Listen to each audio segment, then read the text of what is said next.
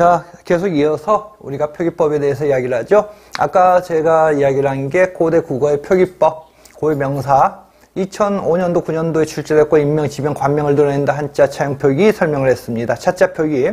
여기에서 멈춰보죠. 우리 이 고유 명사의 표기는요, 기본적으로 고유 명사의 표기는 훈차와 음차가 같이 반복됩니다. 향찰도 마찬가지예요. 향찰도 앞에는 훈차 나오고요, 뒤에는 음차가 나와요. 어디 볼까요? 한자의 음을 빌렸다. 음을 빌려. 이건 뭐죠? 음독이죠? 한자의 훈을 빌렸다. 이건 뭡니까? 훈독입니다. 훈독이든지 음독이든지 두 가지밖에 없어요, 여러분. 그 훈을 뭐예요? 빌린 훈독. 석독이란 용어를 쓰기도 합니다. 석독이란 용어까지 알아두시면 되겠죠? 표기 방식은요, 표음적 표기, 한자의 의미를 버리고 음만 빌려오는 경우, 앞에서 이야기한 것처럼 소나를 표기하기 위해서 소나, 그대로 소나로 적고 그 음을 빌려오는 건 표음적입니다. 표의적 표기, 훈독 또는 음독, 그죠? 한자의 음을 버리고 의미만 빌려오는 경우, 소나를 표기하기 위해서 금천을 적고 뜻을 빌려왔기 때문에 표의적 표기라고 합니다. 자, 표기의 예를 보시면 거칠부, 혹은 황운이라고 되어 있습니다. 거칠부 또는 혹은 또는이란 말이잖아요. 그죠? 황종이라고 이른다. 거칠은 한자의 음. 자, 그 다음에 황이라는 말은 거칠다란 말이잖아요. 거칠황. 자, 훈이라는 또는 석이라는 석을 빌려서 표기한 것으로 이야기를 하는 거죠. 그 다음에 혁거세 왕, 개방언 야, 혹작. 자, 그 다음 뭐라고 하나요? 불군의 왕, 혁컷의 왕은 대개 방언입니다. 방언은 이제 신라의 말이란 말이에요. 방언야 또는 혹은 또는 불군의 왕이라고 한다. 이렇게 되겠네요. 그래서 혁컷에는 한자음이고 불군의란 말은 순고유어란 말이에요. 순고유어. 그러니까 불군의라는 것은 뭐가 되는 거예요, 여러분? 자, 불군의라는 것은 음을 그대로 끌고 들어오는 거잖아. 아니, 뭐죠? 어디 보자. 불군의라는 것은 그대로를 끌고 들어오는 거죠. 그래서 여러분, 표음적 표기, 표의적 표기, 얘는 표의, 얘는 표음. 이렇게 바라보시면 되는 거죠.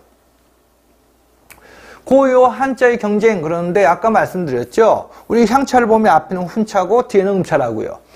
이걸 보시면 돼요. 길동군을 영동군으로 바꾼 것은 한자의 뜻으로 지명을 표기하게 된 유형을 택한 것이다. 이건 교과서에 나와 있는 설명이고요. 이거 가지고는 무슨 말인지 모르죠? 자, 영동군, 본, 길동군, 경덕왕, 개명, 금인지. 자, 영동군은 본래 길동군인데 경덕왕이 이름을 바꾸었다. 고쳤다. 바꿨다. 그래서 그것이 현재까지 그 이후로 현재까지 이어져 온다. 현재 쓰고 있다. 이런 의미죠. 그럼 여러분들이 보시면 아시겠지만 영은 무엇으로 군은 이렇게 이제 대입시킬 수 있네요. 그쵸?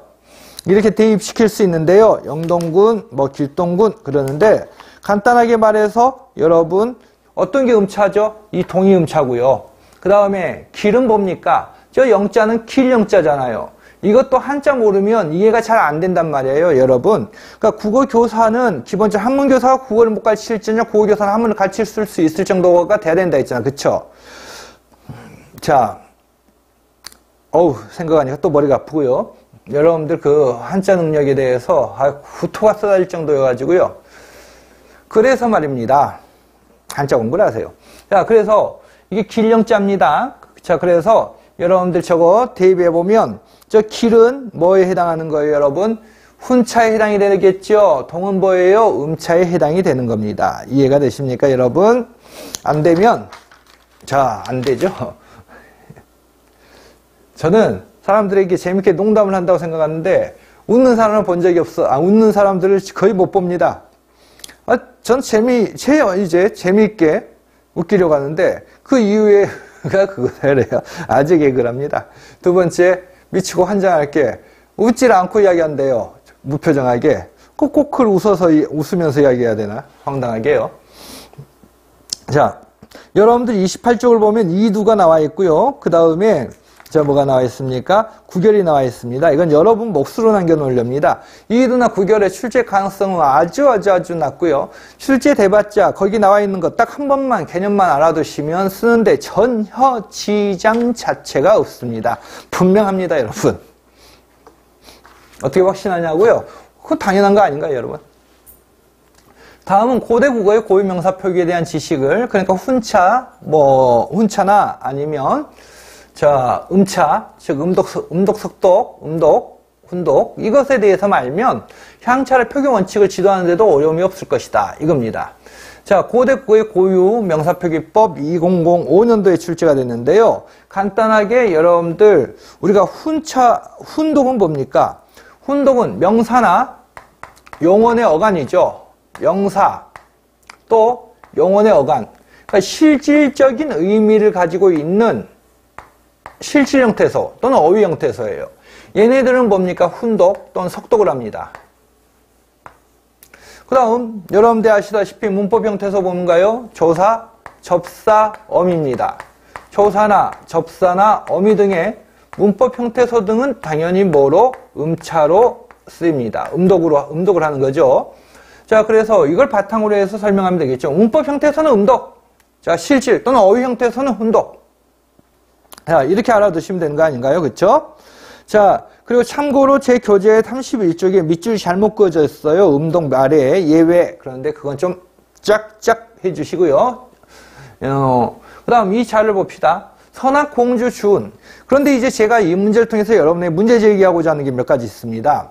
우리가 공부할 때 제일 단순하게 공부하는 것, 음차는 문법 형태소 조사, 접사, 어미를 하는 거야. 그 다음에 명사 또는 용언의 어간은 훈독, 즉 실질 또는 어휘 형태에서는 훈독을 하는 거야. 이런 식의 암기가 여러분을 죽인다는 말입니다. 자료를 통해서 읽어보시자는 말이죠. 선화공주준입니다. 선화공주님은이죠. 자, 님, 그 다음에 뭐죠? 얘는 은입니다. 한마디로 의 은은 보조사입니다, 여러분. 저 주는 뭐로? 전미사로 바라볼 수 있겠네요. 그쵸? 그러면 은 같은 경우는 뭡니까, 여러분? 얘는 부대로, 자, 뭐죠? 음을 끌고 들어왔기 때문에 음독에 해당이 됩니다. 근데 얘는 주잖아요. 선화, 공주, 준 이럽니까? 아니죠. 얘는 제가 가지고 있는 어떤 의미, 그러니까 훈독으로 보셔야 될 겁니다. 선화, 공주는요, 의미를 가지고 있습니다. 여기에서 실질적 의미를 가지고 있습니다. 훈독이 돼야 되겠죠. 아니, 그런데 선화, 공주 그대로 착할 선자에다 될 화자, 저 그대로 읽어나가는 거잖아요. 뭐죠? 얘는 훈독의 대상인데도 불구하고 지금 그대로 음독을 하고 있잖아요. 의미부인데. 자, 얘는 의미부예요. 그쵸? 의미를 가지고 있는 얘는 형태부입니다. 형태부, 즉 문법 형태소란 말이에요. 그런데 의미를 가지고 있는데도 불구하고 이렇다는 거죠. 항상 예외가 존재해요. 그 예외가 있기 때문에 맹목적 암기 제발 좀 그만 좀 하시라. 자, 그 다음 선화공주님은 남그지지. 여기서 남이라는 말이죠. 남타자죠. 다른 사람을 말하는 거예요. 그러니까 얘는 의미를 가지고 있습니다. 다음 무엇에 해당합니까? 훈독. 그 다음에 몰래입니다. 몰래라는 의미를 가지고 있기 때문에 자, 뭐죠? 자, 얘도 훈독입니다. 자, 남그저지라고 자, 누군가요? 양조동 선생님께서 해독을 하셨고요. 그 다음에 김한진 선생님은 남그즉이라고 해석을 하셨네요. 자, 그래서 어쨌든 몰래라는 의미를 가지고 있고요. 그 다음에 두고, 치고, 얘들은 마찬가지인데요.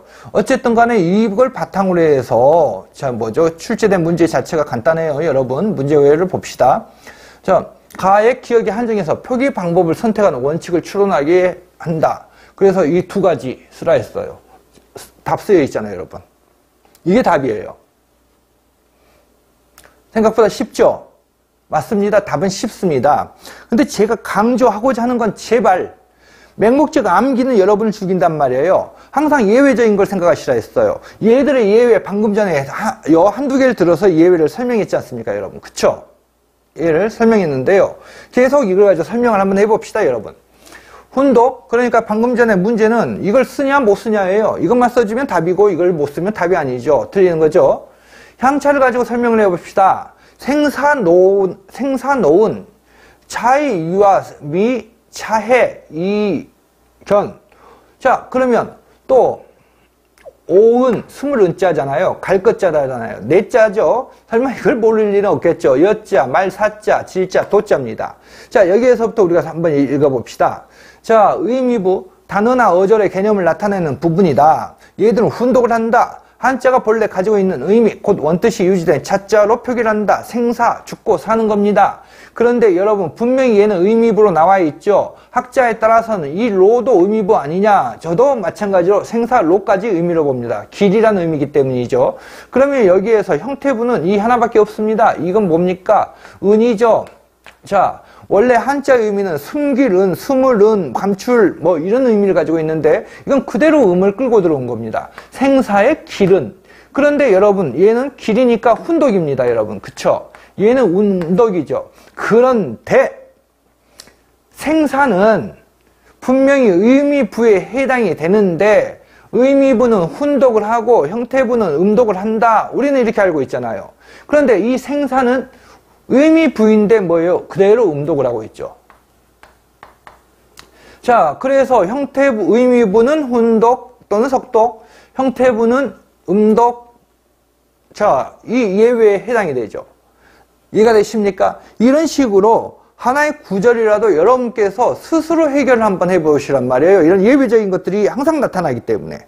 아시겠습니까, 여러분? 자, 그 다음에 여기를 보시죠. 여기도 출제됐죠.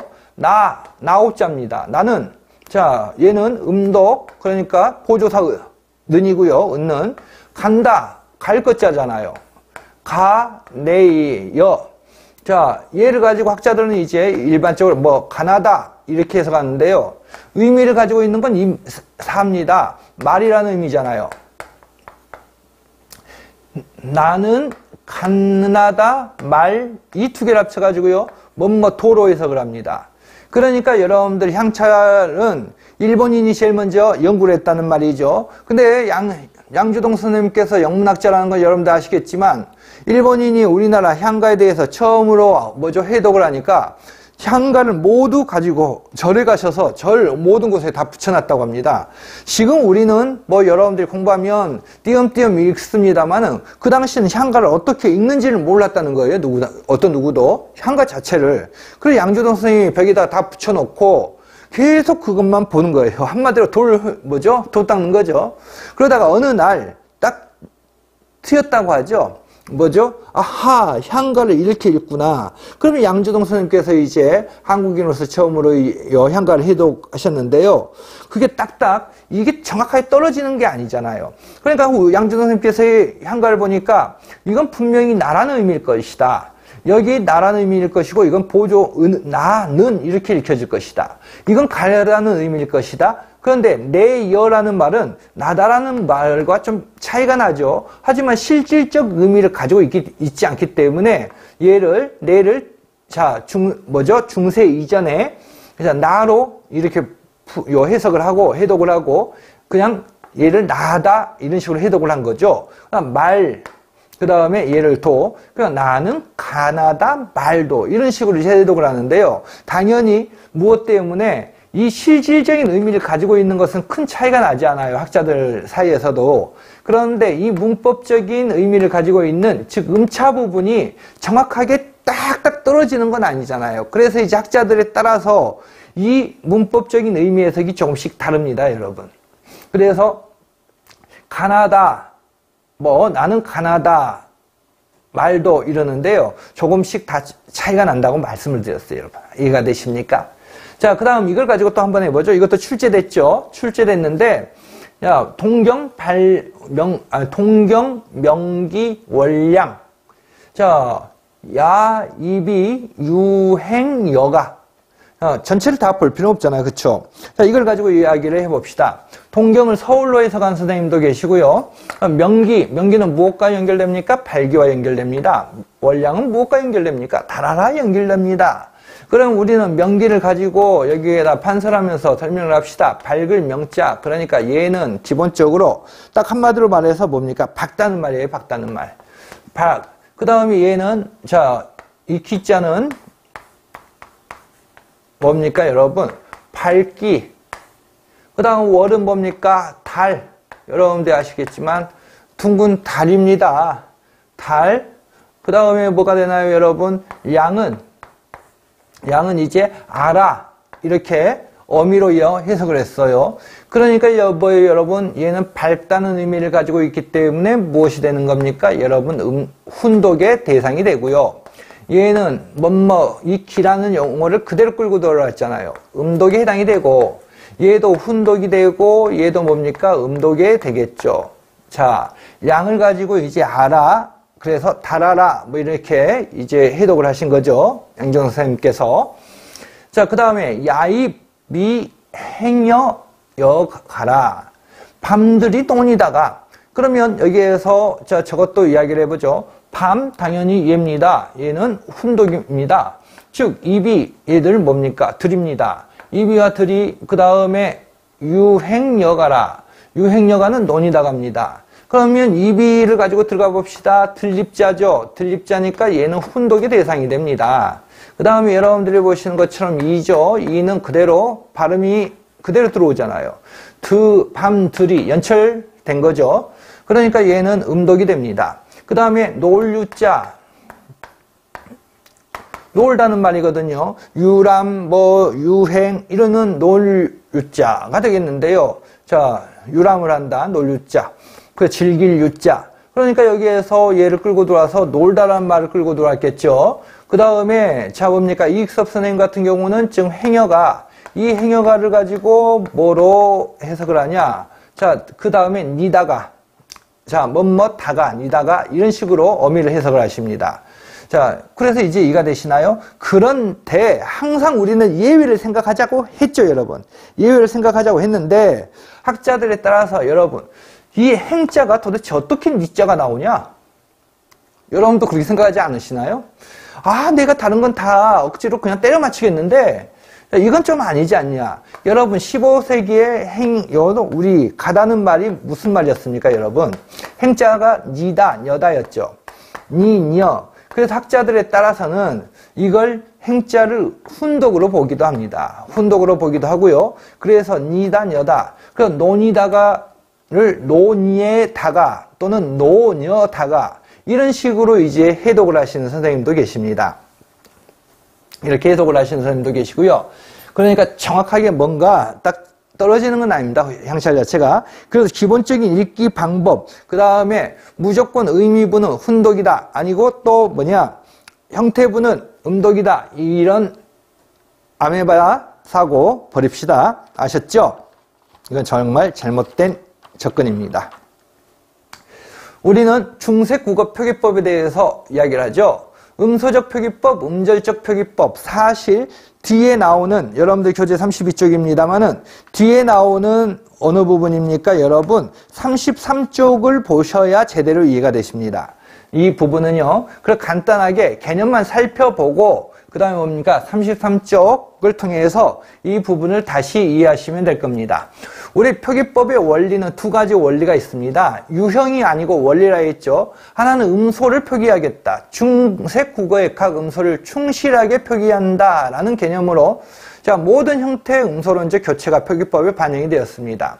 예를 들면 도끼 같은 경우는 뭐가 되는 겁니까, 여러분? 독 플러스 무엇이 이가 결합된 거죠. 그래서 얘를 여기에 연철시킴으로써 독 플러스 그 다음에 뭡니까?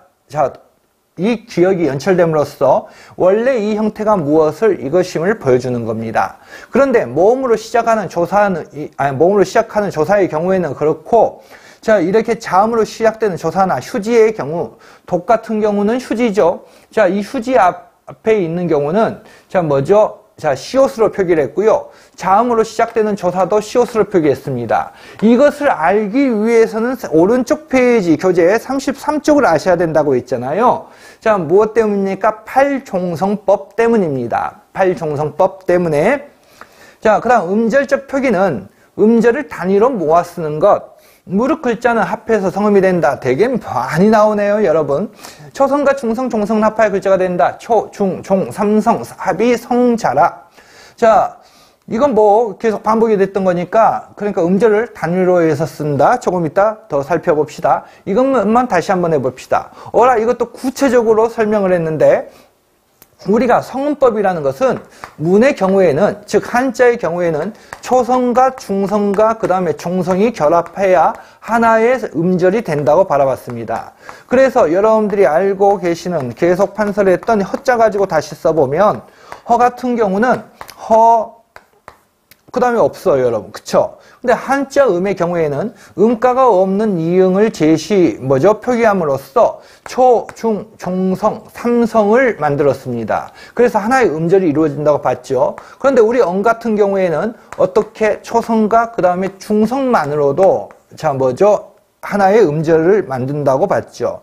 자, 그때 나왔던 구절, 합자의 구절 기억나십니까? 왜? 이응은 담하고 허에서, 그러니까 음가 자체가 없다는 말이에요. 그렇기 때문에 그 원리를 적용해서 초중성의 결합만으로 우리 국어는 가능하다. 하나의 음절을 만든다고 돼 있죠.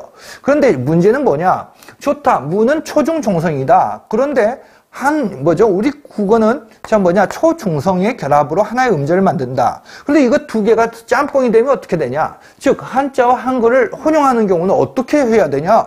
자, 공자입니다. 공자. 그러면 여기다 씁시다. 공자, 자로 끝나 있습니다. 모음으로 끝나 있죠. 이런 경우에는 분명히 종성을 갖춰줘야 되는데 자자, 한자 밑에다가 이응을 넣을 겁니까? 어쩔 겁니까? 그쵸? 그래서 여러분 무엇을 통해서 보충을 시킨다는 겁니까? 여러분 자 플러스 한자 다음에 이를 결합시켜서 즉 초성, 중성, 종성 보충을 해준다는 거죠. 그 다음 뭡니까? 여러분 노 같은 경우에는 무엇을 거기에 적절한 이런 시옷을 결합시켜서 초, 중, 종성, 즉 이걸 가지고 보이, 중, 종성이라고 하죠. 보이, 중, 종성이라고 하는데요. 자, 보이, 중, 종성 또 뭔 말이냐? 한자로 써줘야 되겠죠. 보충한다는 말입니다. 자, 무엇을?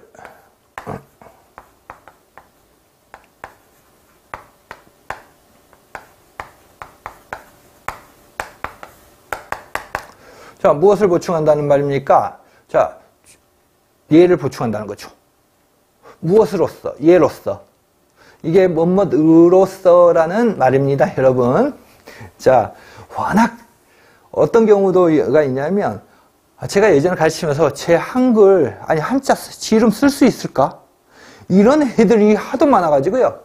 제가 방금 전에 그냥 피식 웃은 겁니다. 심각합니다, 심각해. 한 몇 달 전에 서울대 민혁 선생님 만나간 만남 자리가 있었는데 선생님께서 이런 이야기 하시더라고요. 아니 얘가 교사가 됐다고 찾아왔는데 서울대는 이제 보통 사립외대면 많이 들어갔는데요. 교사가 왔다고 찾아왔는데 보통 남학생이죠. 저 녀석이 교사가 돼서 어떻게 가르칠까 이렇게 염려가 되는 녀석이야. 이런 염려가 되는 녀석이 저게 어떻게 학교에서 뭘 가르칠까. 근데 사실 그런 사람들 많거든요. 대한민국에서 공부를 제일 안 하는 사람들이 누군지 아십니까? 직업군의 교사입니다, 여러분. 설마. 교원 임용고사 때 공부하겠죠. 저는 너무 끔찍한 일만 겪어서요. 자, 이해가 되시죠? 이나 시옷과 같이 앞에 오는 한자의 중성이나 종성을 보충한다. 자, 보이, 중, 종성, 중성. 자, 보이, 중, 종성. 중성이나 종성인 글자, 종성인 글자는 따로 쓴다. 종성인 글자. 그러니까 이게 이게 표현이 잘못되어 있어요. 제가 방금 전에 설명했던 대로 어디 교재는 표현이 좀 올바르게 되어 있는가 한번 제가 살펴보겠습니다. 보이중 종성. 이게 잘못되어 있네? 잘못되어 있어. 그쵸? 자, 이나 시옷과 같이 앞에 오는 한자의 중성이나 종성인 글자는 따로 쓰는 게 뭐가 잘못되어 있어요, 여러분. 교재를 봅시다. 교재에 뭐라고 되어 있습니까, 여러분? 35쪽 봅시다. 한자음을 쓸 경우에 중성이나 종성 시옷을 보충해서 이제 알겠죠, 여러분? 중성이나 종성 시옷자를 보충해서 보이, 중, 종성이라고 있습니다. 이 자가 뭐로 쓰니까 중성이나 종성을 보충한다는 말이죠. 자, 그렇게 알아두시면 되겠네요, 여러분. 공자 이노나라 사람이다. 왜 이런 오타가 나왔지? 자, 음소적 표기와 음절적 표기 예외 넘어가도록 하고요. 자, 여러분에게 실질적으로 도움이 되는 내용을 씁시다. 자, 다룹시다. 33쪽 들어갑니다. 자, 일반적으로 여러분들 15세기의 표기법의 유형 두 가지입니다. 하나는 뭡니까? 표음적 표기법, 하나는 표의적 표기법입니다. 자, 원칙론은 표의적 표기법입니다. 원칙론은 표의적 표기법이고요. 이 표의적 표기법에 대한 근거는 어디에 나와 있습니까? 여러분, 훈민정음 예의에 나와 있습니다. 이 표의적 표기법. 실제 통용이 되는 것은 여러분 표음적 표기법입니다. 실제 통용이 되는 건 표음적 표기법이고 예의의 근거는 어디에 나와 있습니까? 여러분 눈앞에 보고 있지 않습니까? 어디에 나와 있나요? 훈민정 회례 종성의 부분에 나와 있습니다. 그래서 얘는 원칙론이고요. 원칙론이면 이거 실제로 통용이 되기는 얘가 통용이 됐다라고 볼 수 있겠죠. 그러면 자 얘는 이 표의적 표기법은 어디에서 나타났냐? 용가와 월곡입니다. 예전에 수업하면서 용가와 월곡이라고 약자를 썼더니 질문을 하더라고요. 이게 도대체 뭐예요? 용비어천가, 월인천강지곡. 그런데 조금 이따 이야기를 하겠습니다만은 뭐 지금 이야기하죠. 실제 표의적 표기법, 분철표기죠. 분철표기. 용비어천가를 보면요. 표의적 표기법이 분명히 군데군데 나타나요. 거의 연철표기가 중심이 되고 군데군데 나타나는 것. 그런데 월곡은요, 월인천강지곡은요, 정말 표의적 표기법이 거의 막 두두두두두두 쏟아져 있어요. 그러니까 여러분 잡서를 보면 표의적 표기법이 사용된 문헌으로서 용비어천가와 월인천강지곡 두 개를 들고 있으나 실제로는 월인천강지곡이라고 생각하시면 됩니다. 자, 표음적 표기법은 팔종성 가적용이다. 또 읽습니다. 우와, 훈민정음 읽은 거 또 읽고 또 읽고 또 읽네요. 그러나 그러할 연, 기역, 옛니응, 디귿, 니은, 비읍, 미음, 시옷, 니을 8자로 좋게 쓸 수 있다. 예를 들면 이화인, 이는 배리자, 배나무의 꽃, 배꽃, 그 다음 호피, 호피는 여우의 가죽, 여제갓 등에서 왜 이렇게 시옷자와 반치음을 쓰냐? 무조건 딱 하나, 시옷으로 충분히 종성에 시옷 하나를 써도 된다. 시옷 하나만으로도 충분히 가능하다. 이런 말이에요, 여러분. 자, 그래서 자, 팔종성 가족이랑해서 이 8자가 나와 있는데요. 그러니까 종성에서 자, 뭡니까? 이 팔종성이라는 것은요. 종성에서 무엇을 8자만 쓰면 되는 거. 어라, 현대국어가 되게 비슷하다. 현대국어 무엇이 머릿속에 화바박 떠오르십니까? 여러분, 평파일음화. 평파일음화 같은 경우에는 여러분께서도 알고 계시는 내용들이겠지만 자, 평파일음화에서도 여러분들 어떤 것들이 자, 머릿속에 떠오르십니까? 자, 쌍기역이나 키역은 다 무엇으로? 기역으로, 음절 말해서 기역으로 쓰죠. 디귿이나 아니면 티읕이, 쌍디귿이나 티읕이나 무엇으로? 디귿으로. 그 다음에 뭐죠? 비읍, 피읍, 그 다음에 쌍비읍, 이 순서 바뀌어도 그냥 알아서 들으세요. 얘로 씁니다. 그러니까 얘가 대표음, 즉이 되겠죠. 그런데 중세도 마찬가지에 해당이 됩니다. 여러분들도 알고 계시는 내용들이겠지만 자, 뭡니까? 똑같아요, 여러분. 티읕은 아까 팔종성 무엇입니까? 디귿으로 씁니다. 그 다음에 피읍은 아까 팔종성 무엇으로 씁니까? 비읍으로 쓰면 되는 겁니다, 여러분. 그 다음에 지읒이나 치읒은 무엇으로 쓰나요? 얘가 팔종성에 해당하지 않죠. 시옷으로 쓰면 됩니다. 키역은 기역으로 쓰면 되는 거죠. 그런데 자, 잠깐. 여러분들이 중세국어의 평파일음화에서요. 그러니까 피읍뿐만 아니라 순경은 비읍도 있잖아요. 그쵸? 순경은 비읍도 뭐예요? 여러분들 비읍으로 표기를 하면 되는 것이고 티읕도 얘도 히읗도 있잖아요. 그쵸? 히읗도 디귿으로 표기를 하면 되는 거죠. 지읒이나 치읒, 그 다음에 또 뭐 15세기에는 반치음, 얘 시옷으로 표기하면 되는 거죠. 그런데 15세기에 우리 문헌에 음절의 정성에 이 계열들이 없어요. 쌍기역이나 키역이 없어요. 그래서 얘 용례가 없어요, 여러분. 자, 그래서 용례가 없습니다. 현대와 차이죠. 현대와 차이. 그럼 도대체 이건 어떤 성격을 가지고 있는 거죠? 음절 말에 우리 한국어는 그러니까 15세기냐 현대냐 그런 차이는 전혀 존재하지 않습니다, 여러분.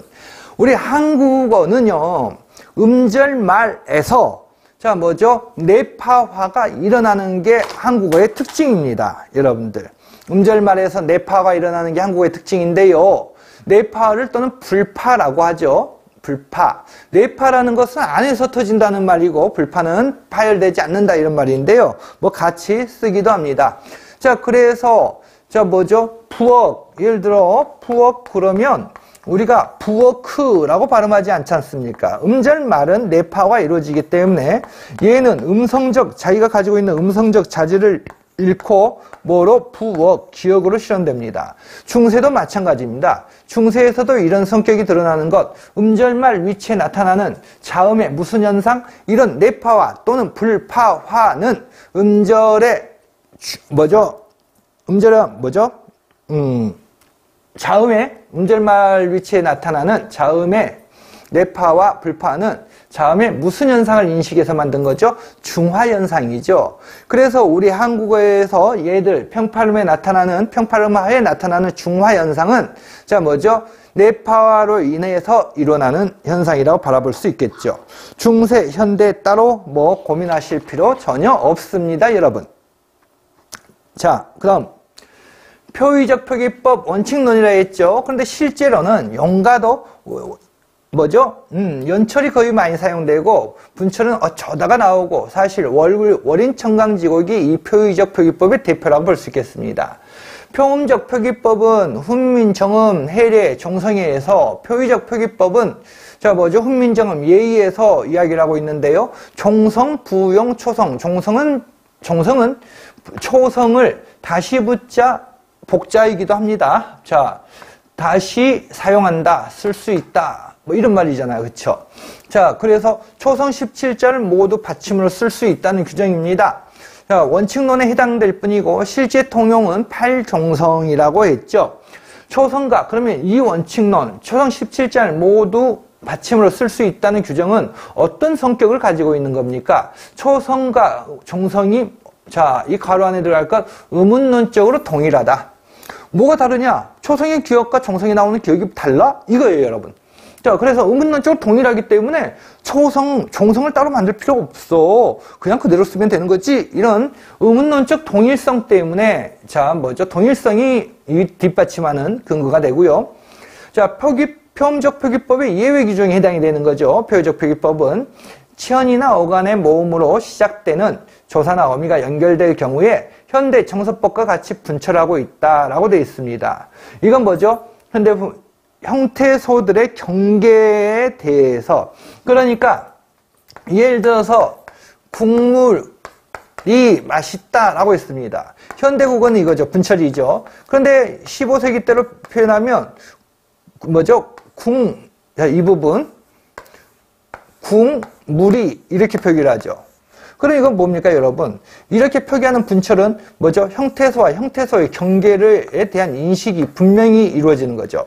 그래서 저 괄호에는 어떤 게 들어가야 될까요? 형태소에 대한, 즉 형태소 경계에 대한 인식을 표기에 반영하려고 하는 자, 뭐죠? 의식이 담겨져 있다. 이렇게 바라볼 수 있습니다, 여러분. 자, 지금까지 하는 것들 그렇게 어렵지 않으시죠, 여러분? 자, 제가 이런 식으로 질문을 합니다. 예전에는 야, 표기법의 유형과 형태소끼리 결합할 때 표기 방식에 대해서 이야기를 해봐. 사실 방금 전에 질문은요, 예전에 국정교과서에서 이렇게 제시된 그 관점이에요. 학습활동으로. 표기법의 유형, 그러면 연철, 분철 이렇게 이야기합니다. 미치고 환장하죠. 그 다음에 형태소끼리 연결할 때 표기법은 뭐야? 라고 물어보면요, 이러고 있어요. 사실 표기법의 유형은 표음적 표기냐, 표의적 표기냐가 되겠고, 형태소끼리 결합할 때 표기 방식은 연철, 중철, 분철 이런 용어가 나와야 되는 거 아닌가요? 그렇죠? 연철이라는 것은 여러분께서 여기에도 나와 있네요. 자, 아무거나 하나 예를 들어 봅시다. 사람 플러스 그 다음에 뭐죠? 이가 결합했죠. 자, 그래서 이 종성이 그 다음 모음 형태소의 초성으로 표기되는 것. 그래서 어떻게 표기되는 겁니까, 여러분? 사람이로 표기가 이루어지죠. 용언의 어간과 어미도 마찬가지 아닌가요? 사실 이런 예를 많이 들 필요도 없습니다만은 먹 플러스 이는 모음으로 시작되는 어미를 만나니까 얘는 어떻게 표기합니까? 그대로 자 뭐죠? 이어서 표기를 합니다. 자, 연철의 개념, 자음으로 끝나는 명사나 영혼의 어간 뒤에 모음으로 시작되는 조사나 어미가 결합되면 앞에 자음이, 즉 종성이, 앞에 자음이 종성이 다음 음절의 초성으로 이어서 표기하는 것. 자, 아까 여러분들 음절의 표기 반영이라고 적어졌는데요. 자, 뭐죠? 연철 표기 하여튼 아시겠죠? 자, 뭡니까? 이 자음이 뒤에 모음으로 시작되는 조사나 어미와 만나서 그대로 이어서 표기하는 방법. 분철은 여러분들 뭡니까? 자음으로 끝나는 명사나 영혼의 어간 내 모음으로 시작되는 조사나 어미가 결합할 때 앞말의 종성을 적고 뒷말의 초성에는 그대로 이응을 적는 것이라고 했습니다. 그러니까 뭐죠? 자, 여기에 얘는 연철 표기고요. 얘는 지금 분철 표기잖아요. 그쵸? 분철 표기. 앞말의 종성은 그대로 적어 놓는단 말입니다. 이렇게 적고 뒤에는 뭡니까? 모음으로 시작되는 조사나 모음으로 시작되는 어미, 이응을 그대로 놔둔다는 거죠. 그러니까 이걸 가지고 우리는 어원을 밝혀서 적는다고 하죠. 어원을 밝혀서 적는다라고 합니다. 그리고 여러분들이 알고 계시는 것처럼 지금 여러분들이 여기에서 보이는 종성의 팔종성이 아니라 지금 뭡니까? 피읍이나 치읓 등의 음소를 그대로 표기하는 것도 마찬가지에 해당이 됩니다, 여러분. 마찬가지에 해당이 됩니다. 자, 그리고 중철은 뭐냐? 중철은 이제 여러분들 15세기는 연철이 중심이 됐죠. 그래서 연철이 중심이 됐고 저렇게 영비어천가나 월인천강주곡에서는 분철의 예도 보입니다. 그런데 16세기에 자, 뭐가 나타나기 시작합니까? 여러분, 중철이 표기가 나타나기 시작합니다. 아주 예전에는 이 중철이란 용어 대신에 혼철이란 용어를 썼습니다. 올바르지 않죠? 중철도 표기 방식은요, 딱 고정적이에요, 여러분. 그렇기 때문에 혼이라는 용어가 옳지 않기 때문에 요즘엔 중철이라는 용어를 쓰죠. 그 다음에 17세기에서 이제 분철이 본격적으로 보이기 시작합니다. 쓰이기 시작합니다. 중철이라는 건 뭐냐? 자, 자음으로 끝나는 명사나 영혼의 어간 뒤에 모음으로 시작되는 조사나 어미가 나타날 때 앞말은 종성을 적고 뒷말은 발음대로 적는 거예요, 여러분. 다 발음대로 적는 것. 딱 뭐죠? 연철과 분철의 성격을 다 갖고 있어요, 여러분. 자, 중철에 대해서 그러면 우리가 좀 살펴보고 넘어가야 될 것 같습니다. 중철이 무엇인지에 대해서 여러분들이 살펴보고 넘어가야 되겠는데요. 자, 자음으로 끝나는 형태소 뒤에 모음으로 시작되는 문법 형태소가 올 때, 모음으로 시작되는 문법 형태소가 올 때, 조사, 접사, 어미가 올 때, 앞 형태소의 말음을 종성에 그대로, 종성에도 적고 초성에도 적는 방식이라 했습니다. 크게 두 가지로 나눠집니다. 크게 두 가지로 나눠지는데, 자, 이거 자체가 잘못됐고요. 두 가지, 그냥 세 개로 봅시다, 여러분. 세 가지 형식. 저는 세 가지로 제시해 놨습니다. 자, 여러분들이 보시면, 자, 뭡니까? 중철 표기를 한번 해볼까요, 여러분? 닝금 플러스 이가 결합됐습니다. 연철 표기를부터 해볼까요? 님, 그, 미. 자, 그 다음엔 분철 표기를 해볼까요? 님, 그, 미. 그 다음에 중철 표기를 해볼까요? 앞말은 어원을 그대로, 종성을 그대로 적는다 했죠. 닝금. 그 다음 T는 뭐죠? 자, 뒷말은 이걸 초성이 이어서 적습니다. 님, 금, 미 이런 식. 어렵지 않죠? 똑같아요. 고정되어 있기 때문에 어려운 내용은 사실은 없어요. 자, 사실 이거 오살 이걸 더 들을 필요 있나요, 여러분? 한번 해봅시다. 두 번째 거. 연철로 표기를 하면 먹을. 자, 앞말의 종성을 뒷말의 초성으로 적는 거죠. 그 다음에 분철은 뭡니까? 어원을 밝히는 거죠. 얘는 뭡니까? 앞말은 그대로 적고 어원을 밝혀서 뒷말은 발음된 대로 적는다는 말입니다. 먹글 이런 식으로. 어렵지 않죠? 한 구절 더 읽어야 되겠네요. 자, 이 부분 처음과 용언 어간의 어휘 형태소와 조사 어미 등의 문법 형태소를 구분하려는 문법 의식에서 이런 것들이 문법 의식이 반영된 표기다. 자, 이 부분 좀 한번 읽고 생각해 보십시오. 둘째, 자, 둘째 뭡니까? 크, 트, 푸, 츠 유기음이 중철 표기되는 겁니다, 여러분. 곁에 자, 유기음이 중철 표기되는 것. 이건 어떤 의식이 반영되어 있죠, 여러분? 겹 플러스 에가 결합됐습니다. 겹 플러스 애가 결합됐는데요. 자, 뭡니까? 충철표기입니다. 얘가 연철표기가 되면 어떻게 표기가 돼야 됩니까? 곁에 이렇게 표기가 돼야 되죠. 그런데 얘는 도대체 웬일이니? 예, 도대체 웬일입니까? 이건 충철이 왜 그렇죠? 여러분, 이건 팔정성 때문이에요. 팔정성. 팔정성은 15세기, 16세기, 그 다음에 17세기 뭐죠? 칠정성이죠. 칠정성. 그건 나중에 하고요. 자, 어쨌든 간에 팔정성의 반영.